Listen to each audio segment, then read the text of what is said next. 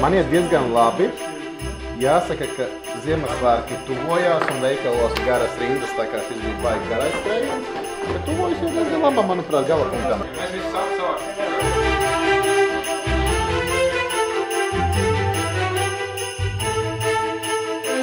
Čau visiem! Ir 21. decembris, mēs esam LNK sporta parkā.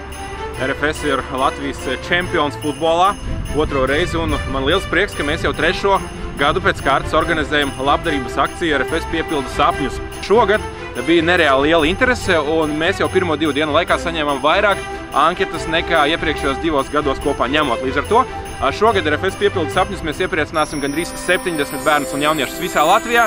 Gribu pateikties tieši Sportlandam arī par šo skaisto sadarbību.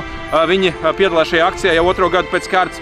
Un arī mūsu draugiem Oliris, kuri arī bērniem dāvina bowlinga spēli. Ejam kopā un paskatīsimies, parunāsimies ar Gintu, kādas ir šīs akcijas aizkulises.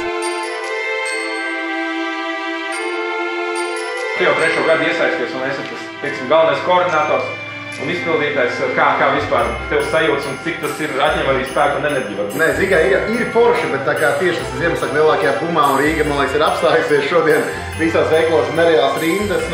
2 dienas aizņēma laiku, lai šo visu apbraukātu un visu nopirktu, bet galu rezultāts ir, manuprāt, labs.